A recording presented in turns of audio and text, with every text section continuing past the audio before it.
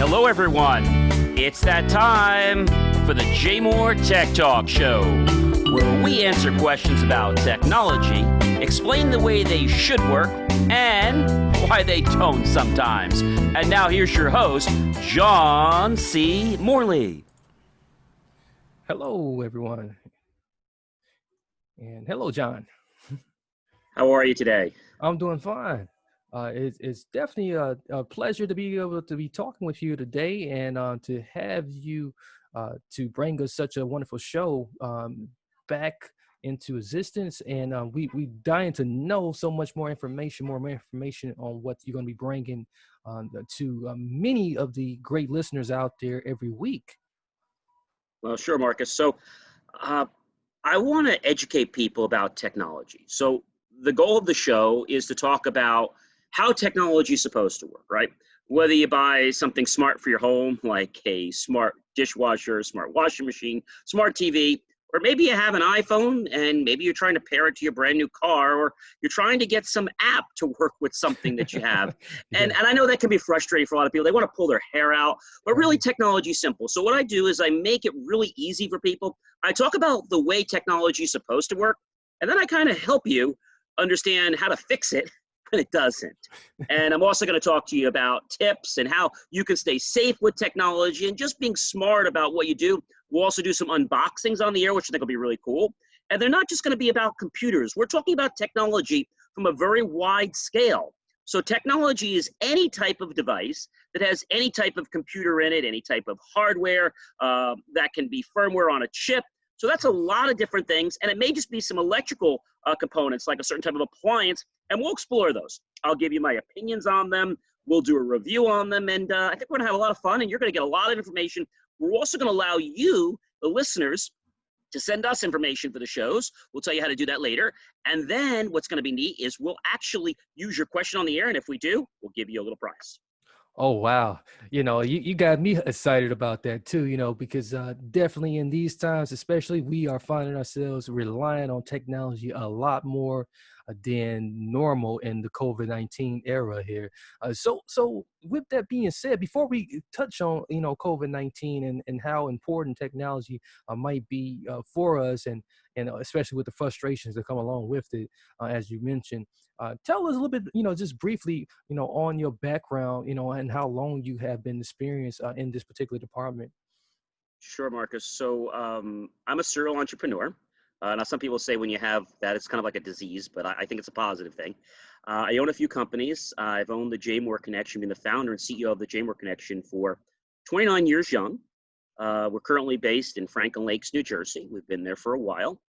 And our goal, like I said, is to help people with technology. We make IT easy, and we engineer technology to grow your business. And those are both trademarks of our company. So we're very passionate about technology. I have right now over 29 plus years of experience, and I've helped small companies. I've helped CEOs at their home.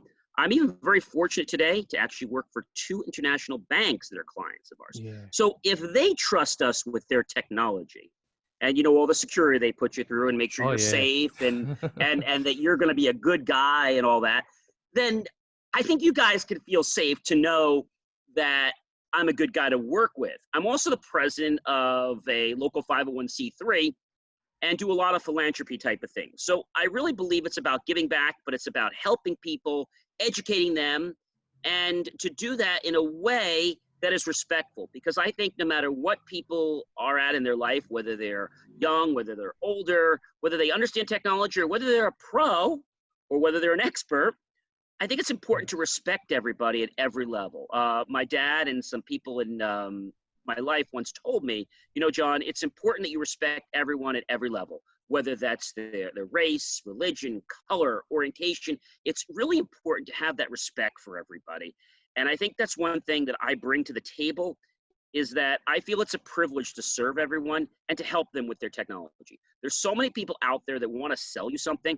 And what I want to do is just help you so that you can solve the challenges you're currently having and use what you have to be better and safer and more efficient. Yes, I really like that, John. You really touched on so many, pain points for a lot of people, a lot of things that people value, what people care about the most. And what we do find out is that people want someone they can really trust and really go to. And having the knowledge is one thing, but when you have the heart and the compassion, that is another thing. So thank you for so much for that.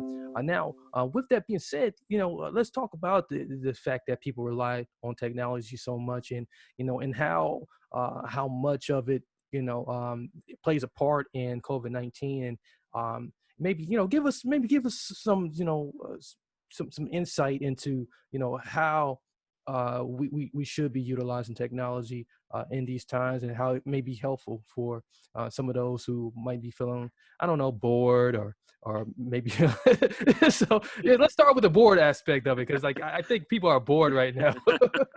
Right, they're ready to like pull their hair out. They're like out of their mind. They're Yeah. jumping out of their skin. I know my mom said, you're jumping out of your skin. I'm like, okay, I'm excited. No, but people are jumping out of their skin. They're getting a little crazy. So with COVID-19, it's a virus, and I like to equate this back to something that happened. You all recall 9/11. Not a Yes. very happy time for any of us, but that wasn't a pandemic, but it was a very serious situation, right? Right. Well, this is very similar, except all the effects we don't know about immediately. With 9/11, we kind of knew the mortality rate pretty quickly. And although there were some we weren't confirmed about, we pretty much knew that they weren't alive if we couldn't reach them in a long period of time. Long period of time meaning a few weeks. With the COVID pandemic, we have a lot of questions. With 9/11, things just sort of happened like that. And with the pandemic, it's like, what's going to happen next? And we're all kind of like sheltering in place. So I think people are becoming more creatures of technology because they're home and they need to connect with people. Most people are outgoing people, Mhm. and they want to hug people, touch people, shake hands, and they want to have that contact. And by using technology right now, that's the only way they can get it, by using a Yeah. Zoom, by using other types of platforms. And they're, trying to feed that inner desire of being satisfied for having human contact. And we're having what, touch contact with a monitor, a screen, a microphone. It's not the same as being in person, but it's sure better than not having a contact, right? Yeah. I think during COVID-19, there is a lot that's playing with technology. So one is the fact to communicate with everybody. The fact Right. that there are things like Nix and other services to alert people when things are out there. There's now a new contact tracing app they're currently working on. You're probably familiar with Google, Android, and Apple. And this rolled out in the United Kingdom just, I think it was this week. And they're going to test it soon in the US. But it has some issues because it has some privacy issues, not to get into that right now. But my point is that it's not just about communication. When I go to one of my clients, a lot of people, they take a remote thermometer and they scan your head, but we actually found out that that's not very accurate. So now Mm. they have a camera that's not too inexpensive, but the big banks can afford this. You stand against a wall and they scan your body, and in less than about 5 seconds, they can tell you whether there are different parts of your body that have different temperatures, and they can tell whether those temperature ranges are over the normal 98.6 threshold. Wow. So these are just some of the things that we're doing. I think technology is helping people relax by playing music. So people are getting more ingratiated with that. They're getting the ability to have what I call a virtual lifestyle. I Okay. know I've started doing yoga more. There's more e-courses out there. Even though they were there, I think people are now just deciding, well, gee, what can I do? What can I get involved with? What can I do for Yes. free? I mean, I think that's the number one game, right? So I think that's really important. And as people understand this, they're going to become more comfortable. And as you know, restaurants just opened not too long ago with outside capacity only, with the Right. tables that are supposed to be 6 feet. I went to one the first time a few days ago. It was actually Father's Day. The tables were 15, 20 feet apart. So how does a restaurant make out when they only have 50 tables outside? Well, next week they're supposed to open up restaurants to have 25% capacity outside, and then their rest, 25% inside, and then the rest that they had outside. So that's going to take them up to maybe 50%, maybe Right. a little more. But a restaurant can't really survive with that. And I think what technology is doing is it's helping people. But one of the challenges right now, and I want to hit on this, is that people are becoming vulnerable. So there's some bad players out there. And I don't mean the people that play football. I don't mean the people that play baseball, because they're bad, right? They want to win a Exactly. game. So when we say bad, we mean good. But what I'm talking about is that there's some bad players out there. And we'll talk more about this on another episode. One of the players out there is a cyber hacker. And this hacker is actually after your personal information. That's your social security number, your credit card number, anything that's what I call personal PI, personal information. Hmm. So what's happening, Google has already shown that this type of hacking is up over 200% since COVID-19 started. I mean, that just Wow. like blows me away. We already know how important it is that when you have an email, that you're not supposed to open it from people you don't know. People still do that. But what people are not aware right now is that, they're home, they're a little bit laid back, they're thinking they're safe, that everything's fine, but it's not. I mean, you wouldn't give your credit card out to a total stranger, would you? Oh Probably no, not. absolutely. No. So why are we acting any different over the internet? Do we feel that because we're in this, private silo, that we're home and no one's around us, or they're in another room? Do we just feel that we can act a different way, and it's okay? And that's a big challenge. And I've seen a couple people just during this time period, a couple I've helped, that actually almost lost their identity. So I think it's really Hmm. important that we understand that as we use technology, just like you use electricity, you use water, they could all be your friend or they could be your foe, right? You have to Right. respect water, you have to respect electricity, right? And the same thing comes with technology. You have to respect it. You have to know that when you go to a certain website, you don't go and put your personal information in unless it's a secure site. And we'll talk more about that on other episodes. But it's important to know you have to look for the HTTPS. You have to Yes. know that the name matches, that if you're doing something that's above $50 or $100, that you're not going to trust the website, because the validation is only validated by the domain and not the company, and some Mm. other checks. So I think it's really important that people feel comfortable and that they know how to use technology and that they feel safe with it. I feel that during COVID-19, people are being pushed into technology, Right.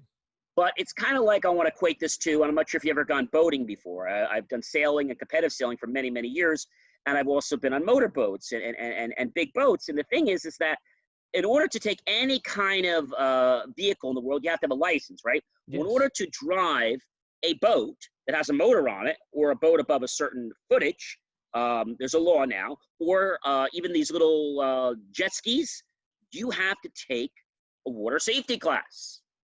So my question is, why isn't there a safety class before you can learn to use some of these tools on the internet, right? I Absolutely. mean, it makes sense that we should have this. There isn't a regulation in place.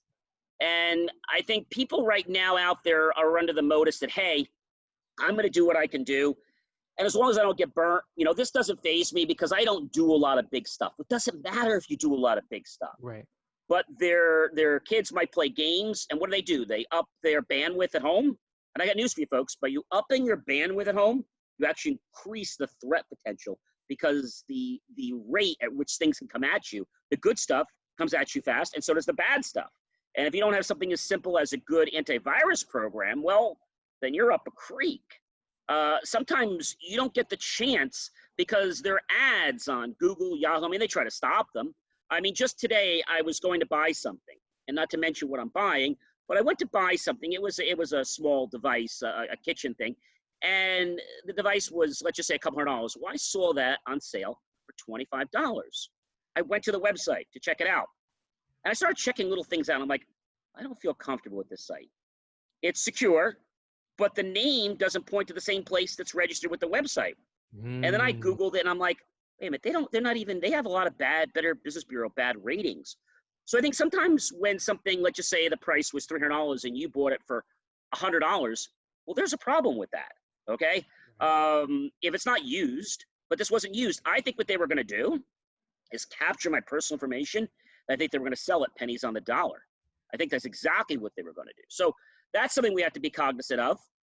Using social media, using whatever you're using, Facebook, whatever it is, realize that when you put something out there, this is not the opportunity to tell people. I always joke about this, what time you use the restroom, what you're having for dinner. What you have for dinner is not bad, but you shouldn't be Yeah. telling people when you're leaving your home or when you're going on a trip. You just shouldn't be doing that, No. because now you're publishing out to the whole world that you're on vacation. You're really saying, okay, come in and rob me.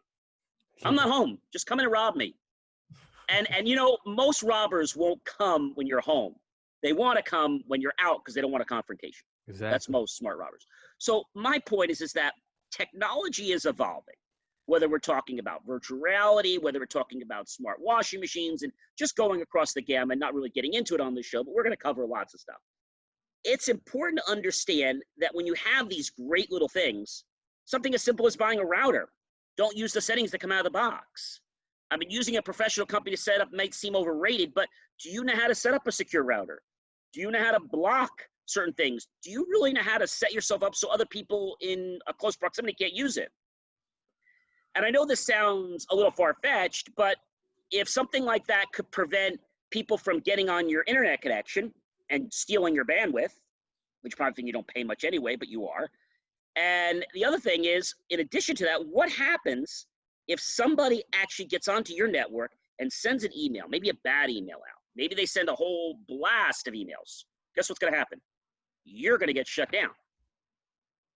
You, the one that owns the internet, not Joe Schmo, not the Joneses down the hall, because they're going to come after you and they're going to give you a warning. They're going to give you a slap on the wrist. The next time, they're going to shut you down. And let me tell you, it's not 5 minutes to get reinstated. It is a process.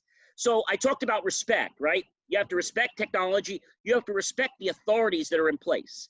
If you use a credit card, right, don't you respect your credit card? You don't try to do fraud with a credit card. I hope not. We don't have any fraudsters here. But, you know, or if you're taking e-checks, for example, and you have the ability to take that on your computer, they have all these warnings about, you know, if you do this, you could get in trouble. You know, it's not to scare you. It's to tell you, hey, you know, just don't do it. You go to a shopping store, right? They warn you that if you steal, something's going to happen to you, right? Don't do it. I think sometimes people younger have this feeling it's going to be a thrill to do this and it's fun. It's not. They don't realize the implications it can have the rest of your life. Every time you go for a job or you do any type of work, the first thing they're going to ask you is, were you ever charged? And I don't mean charged your credit card.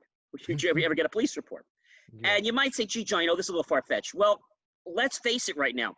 Nobody is who they are until they're validated.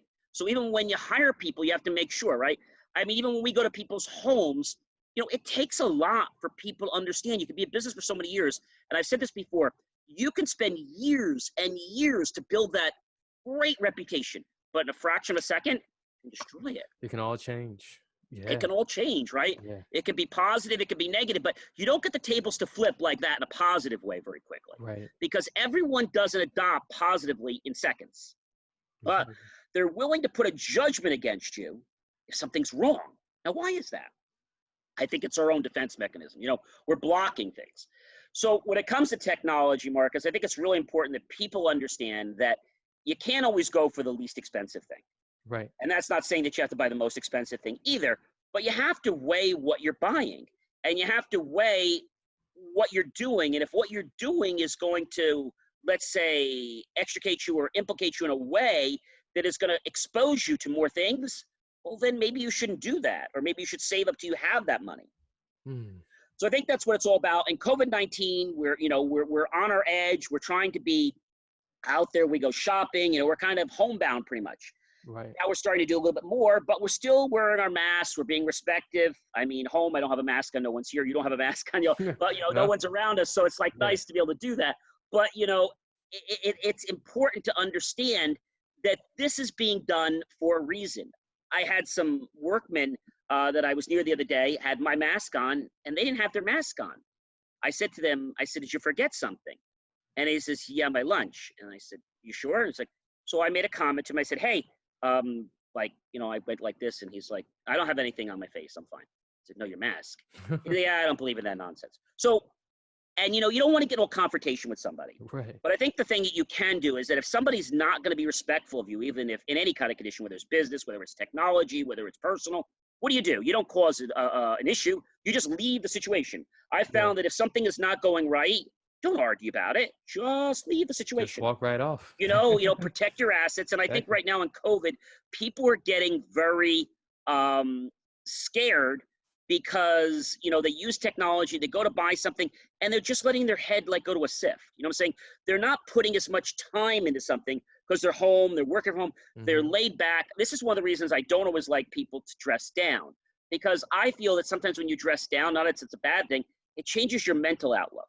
And now you feel that you're not mentally astute. Now, that doesn't mean that if you're in a shirt and jeans that you're not going to be safe. It just means that you have to put a little extra effort. Like, hey, I'm sitting in shorts, I'm sitting in this, and I got to put the effort into this and act in a professional, a mature manner, and a way that is going to be responsible and respectable to everyone. I think technology is a great tool. You can use it to implore so many people, but you can also damage people very quickly with technology. So I think Absolutely. it's a tool that I think, Marcus, we have to learn how to use. And I think throughout these shows, we'll answer questions about that. And we'll talk about technology. There's something called the dark web, which I don't believe in. It exists, but I don't support it. But there are people on the dark web that it's their life to steal your information. So there's one particular character out there that he likes to come and destroy your computer. So what I do is I set up a virtual computer for him, virtual machine. I have him come into the machine. I have him have a whole bunch of havoc with it. I record him. We'll have to do that sometime. And then when he's all done, I just hit one button and I just recreate my virtual PC. He spent hours to destroy my PC. All he destroyed was my virtual PC, which in 1 second was rebuilt. So I think right now it's important to realize that if people are coming at you, asking you for personal information, harassing you, calling you, or trying to get you involved in something quickly, pull back, pull back. Yes. And I always tell people, I'm not rushing you. When you're ready to do that, we can talk about it. But don't feel that you have to do it. It's one thing if your computer crashed, you need to fix something. We'd like you to fix it. You don't have to fix it, but these are the things you need to do. Even when we destroy a hard drive today, people think you just take a hard drive and throw it in the garbage or take a hammer to it. Do you know we can still get your credit card information off of that hard drive that you just smashed with a hammer? Wow, I It's not did not easy, know that. but we can get it off there. So we do data recovery as well. And a lot of these people that I talk to, whether it's seniors or other people, like, I'm just going to put the hard drive in, yeah, I'm just going to take it out and keep it in the closet. Well, what happens if that drive falls into the wrong hands? All of your information is stored on that hard drive. And I know probably half our audience, or maybe not even a tenth of the audience, destroys their hard drive or even overwrites the data on it. But there's still ways of getting stuff back. So we securely erase the drive. Then after we erase the drive, we actually take it to a Class D facility, okay, which is licensed here in New Jersey. Hmm. And the drive is taken apart. Then it's shredded for the appropriate components, from earth metals to different kinds of sets, so they're in the right recycling categories. And then the drive and components are shredded. And then one more time, they're boiled.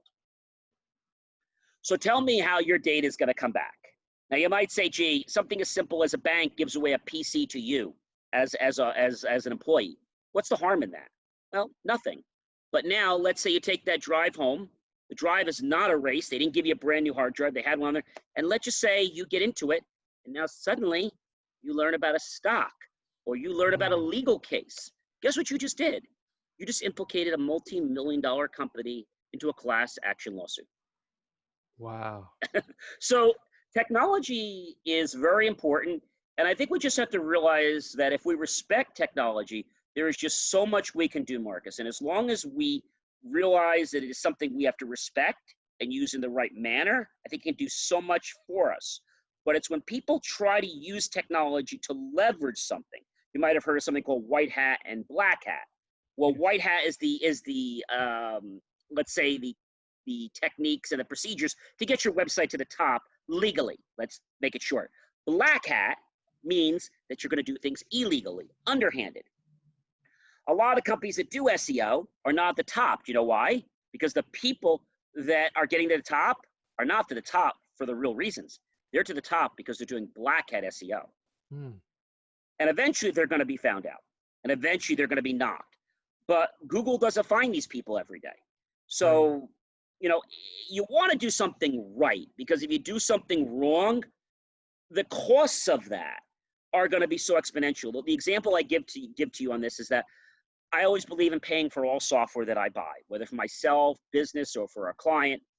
And anybody that wants to have me, let's say, go around that policy or say, gee, I'll give you a few extra bucks.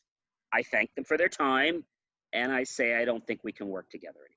I'm really serious about that. The fine for doing illegal software is $20,000, for instance. So that's a lot of Wow. money, Yeah, that okay? is. And if the software is $100, $200, why do you even want to get involved of having a charge against you, police charge, criminal charge, and now having a fine against you for $20,000? That just doesn't make sense to me. So the people out there that are very smart and the people that want to try to hack and do stuff like that, I've done hacking for my life many years, but as a legal hacker. Now, what that means is that I hack for a legal purpose, which means there's a legal order, a court order, or there's a customer. We're hacking into something for a purpose, to test something, or we're hacking because we want to be able to see what was done, but we never try to do anything that is going to cause anybody to lose anything or illegally. So it's what we call a permission to hack. Now, it might be a permission to hack a vendor, and this other vendor says, hey, we want to make sure our vendor's safe. That's a what we call a penetration test, a little bit different. But sometimes people want us to hack software and see, can we get into it? And the reason they want to do that is because if we don't do that and you get that software in your hands and now suddenly the software is like, let's say, giving out credit card information or doing something. What would happen if you went to an ATM machine and you put your card in and suddenly it just started giving you money? Now, most people that see this would say, gee, I'm going to go take the money. Now, I have to tell you I wouldn't. Now, let me tell you why. Yeah. The reason I wouldn't, two reasons. One is it's not right. It's not moral. Right. The second reason is, I'm sure you know, there's a camera at those places, but the number one reason is that it's not legal. That's the number one reason. Yeah. But the number two reason, which is not the main reason I would do it, the main reason is it's not legal, and you're going to have fines and ramifications against you. There have been people that have actually taken the money, covered the camera, and they've got away for 2 or 3 years. So again, if that company would have done the proper testing, that would have never happened. The machine was just spewing out thousands of dollars just consistently on a street corner. Wow. So you have to be mindful, and just something like, if technology is not right, and imagine somebody using their iPhone and now being able to control your air conditioner or control your washing machine or your dryer or your music, right? Yeah. Something like that could be really annoying. Yeah, definitely. You really hit on some points here and really dropped some jewels here for many of us to consider and really take with us and start instantly reflecting on and applying right away in our life. We really thank you so much, John, for all that you offer, and we are very excited to just look forward to more in the coming weeks here. So with that being said, would you please share with us the website for which we can reach out to you for more information? Absolutely. So you can actually reach us many different ways. You can go to jmor.com. You can click on the contact us information on the right, and you'll actually be presented with the way that you can chat with us. You, of course, can fill out a form to email us, which will be sent securely. You can call us, but the easiest way is you can actually text IT, that's ITSU, PPORT to 888-111. How easy is that? Just text the word ITSU PPORT to 888-111. And what's that going to do for you? Well, that's going to add you to our private VIP SMS technology tip notification system. And when we have a tip that we want to share with you, which is usually monthly, and then if there's something very critical that we just discovered or something that's really important that you need to know about that could affect you, which happens once in a while, we're going to send you that text. Like, hey, this virus just came across the platform. Just was discovered a few hours ago. Be alert. Don't click on this email. And if any time you want to opt out of it, you can simply cancel it at any time. It's completely free. And it's a great way to stay up to technology about what we're doing and what's happening in the industry. You can also go to our website under social, follow our social media, such as JMOR Goes Social. You can actually listen to previous radio shows. If you need to find those again, you can go to our radio show, find the radio show name, and find it by date or by topic, and pull it up and listen to it right there. Share it with your friends. And my goal, Marcus, is that if I can just help one of you out there protect your identity and just use technology in a way you didn't before that could make you more efficient, that would make my day. Well, thank you so much for that, John. We look forward to, hearing from you again next week as well. For those who are listening or watching, John, won't you tell us what are the times and the exact date, in which we can hear from you again? Absolutely. So we are a weekly show. This is our first show.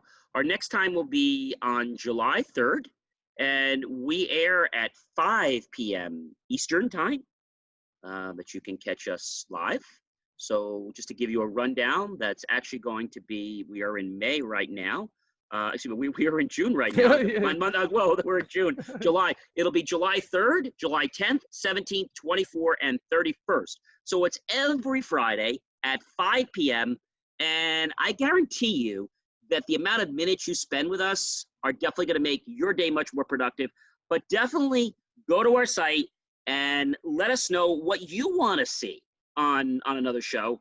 And again, we would love to use them. And if we do use your information, we'll send you a little prize. Outstanding. Well, thank you so much, John. And ladies and gentlemen out there, you have heard your call to action, and as well as more of details that will be in the episode description. So until next time. Thank you for tuning in to the JMOR Weekly Technology Show, where we answer your questions about how technology is supposed to work and sometimes why you have challenges getting it to work that way. For more IT support and tips, just text IT support to 888-111. That's IT support to 888-111, and you'll get tips on technology. I'll see you next week right here on the JMOR Tech Talk Show. Remember, JMOR.com.